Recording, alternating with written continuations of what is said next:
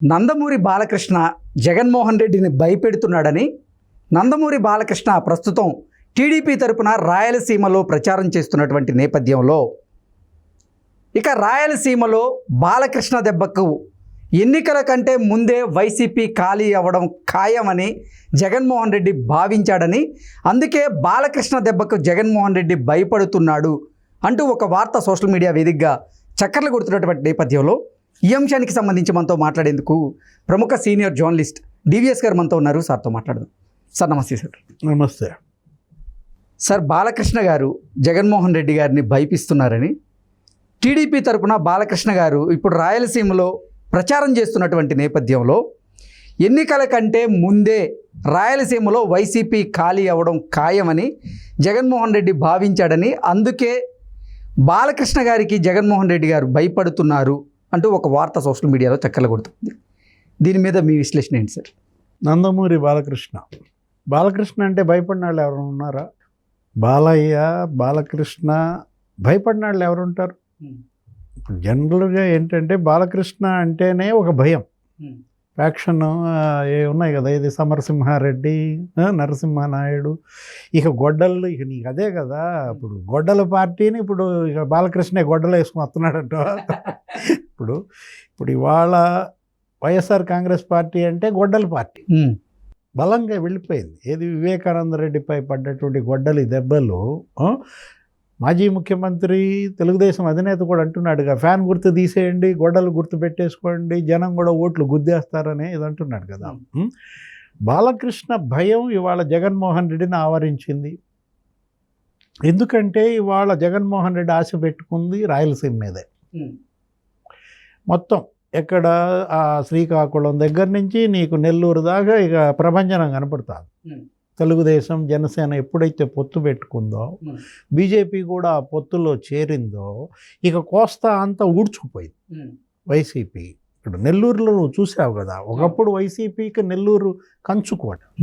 మేకపాటి వాళ్ళ కుటుంబాలు, ఆనం కుటుంబాలు, కోటంరెడ్డి అందరూ వైసీపీలో ఉన్న దీంట్లో వాళ్ళంతా ఎటు చేరిపోయారు?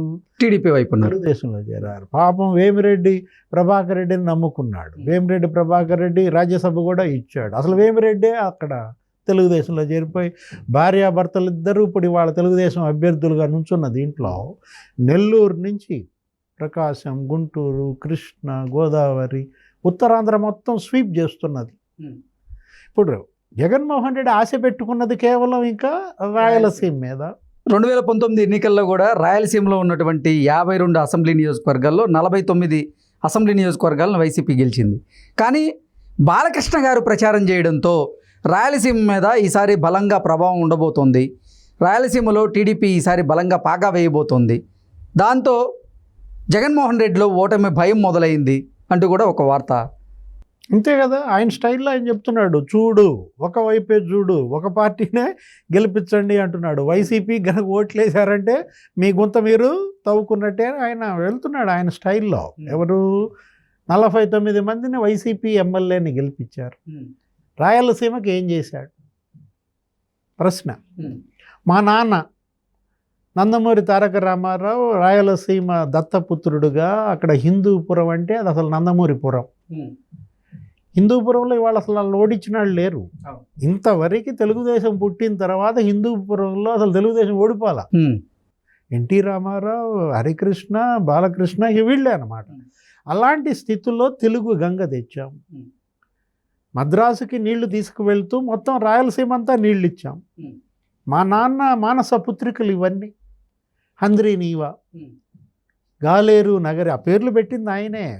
నీకు అర్థం కాని పేర్లు నీకు కనపడ్డాయి అంటే ఎన్టీ రామారావు పెట్టినట్టే. గాలేరు నగరి సుజల స్రవంతి అంటాడు, హంద్రీ నీవా సుజల స్రవంతి అంటాడు. తెలుగు గంగ సీమ ఎడారిగా మారే ప్రమాదం నుంచి తెలుగుదేశం, ఎన్టీ రామారావు, చంద్రబాబు చేసిన ఎఫర్ట్స్ వల్ల ఇవాళ రాయలసీమలో కూడా విపరీతంగా హార్టికల్చర్ వచ్చేసింది. ఏది పండ్ల తోటలు బాగా అభివృద్ధి చెందాయి. డ్రిప్ ఇరిగేషన్ బాగా ఉపయోగించుకున్నారు. నీకు తెలుసా కృష్ణ, ఆంధ్రప్రదేశ్ మొత్తం మీద తలసరి ఆదాయం అత్యధికంగా ఉన్న ప్రాంతం ఏంటో చెప్పు? లింగాల అనే మండలం. ఓకే. పులివెందుల నియోజకవర్గంలో కడపలో లింగాల అనే దాంట్లో తలసరి ఆదాయం అత్యధికం. ఓకే. ఇప్పుడు విశాఖపట్నంలో ఉండదు అంత తలసరి ఆదాయం. పోనీ కృష్ణా, గుంటూరు ఈ జాతికి మేమే నాగరికత నేర్పామంటారు ఎవరు, రూదర్ఫోర్డ్ అన్నట్టుగా. కృష్ణా, గుంటూరులో కూడా లేదంత తలసరి ఆదాయం. ఆ లింగాల అనే మండలంలో 3 లక్షల పైన ఉంటుంది. ఓకే. హార్టికల్చరా సార్ మొత్తం? అంతా అరటి తోటలు. అంతగా నీకు అక్కడ వాటర్ కానీ ఫెసిలిటీస్ వచ్చేసి ఇవాళ సిరులు పండించే సీమగా మారిందంటే రాయలసీమ. నీకు మామిడి, చిత్తూరు పల్ప్ ఇండస్ట్రీ వచ్చి ఉండేది పాపం చంద్రబాబు మళ్ళా కనుక గెలుచున్నట్లయితే. ఆ మామిడి గుజ్జు పరిశ్రమ కూడా లేచిపోయింది జగన్మోహన్ రెడ్డి దెబ్బకి. హార్టికల్చర్లో సబ్సిడీ ఎత్తేసాడయ్యా, 90% సబ్సిడీ. అంటే నువ్వు 10 పైసలు ఇస్తే 90 పైసలు వాళ్ళే ఇస్తారు నీకు. అలాంటి హార్టికల్చర్లో ఈ 90% సబ్సిడీ ఎత్తేసాడు జగన్ వచ్చిన తర్వాత. చావు దెబ్బ తీశాడు ఉద్యానవన రైతులను అన్నమాట. చంద్రబాబు ఏమో ఉద్యాన రైతులకి 350 కోట్లు రుణమాఫీ చేశాడు. ఈయన ఇంకా అంతకు ఎక్కువ చేయాలి కదా, ఎక్కువ చేస్తానని చెప్పాడు కదా. అలాంటిది ఇరిగేషన్ ప్రాజెక్టులన్నీ పండబెట్టేశాడు. ఇప్పుడు అదేగా చంద్రబాబు ఏది మొత్తం ప్రాజెక్టులన్నీ తిరుగుతా ప్రాజెక్టులపై యుద్ధభేరి అని తీసుకుని రాయలసీమ ప్రాజెక్టుల కోసం నా 5 ఏళ్లలో నేను 12,000 కోట్లు ఖర్చు పెట్టాను. అంద్రినీవా, గాలేరు నగరి. నువ్వు ఎంత ఖర్చు పెట్టావు జగన్మోహన్ రెడ్డి? 2,000 కోట్లు ఖర్చు పెట్టావా అని అడిగాడు. తీసుకుపోయి జైల్లో పెట్టాడు. తప్పుడు కేసులో పెట్టి చంద్రబాబుని 53 రోజులు జైల్లో పెట్టాడు అనమాట. ఇలాంటి పరిస్థితుల్లో ఇప్పుడు రాయలసీమలో ఆయన ఇప్పుడు ఏం చేస్తున్నాడు బాలకృష్ణ? ఆయన ఏదో ఒక యాత్ర తీసుకున్నాడు. ఏంటి, ఇప్పుడు సైకిల్ గెలవాలి అంటూ హిందూపురంలో ఆయన భార్య ప్రచారం చేస్తున్నట్టుంది. నందమూరి వసుంధర ప్రచార బాధ్యతల భార్యకి అప్పచెప్పేసి ఈయన మొత్తం రాష్ట్ర వ్యాప్త పర్యటనలు తిరుగుతూ రాయలసీమ అంతా చుట్టేశాడు. ఏమైంది? జగన్ కూష్మాండాలు కదిలిపోతున్నాయి. ఒకవైపేమో చెల్లెళ్ళ దెబ్బ, షర్మిల, సునీత ఎక్కడ మొదలు నరుకుతున్నారు, పులివెందుల్లోనే నరికేస్తున్నారు అన్నమాట.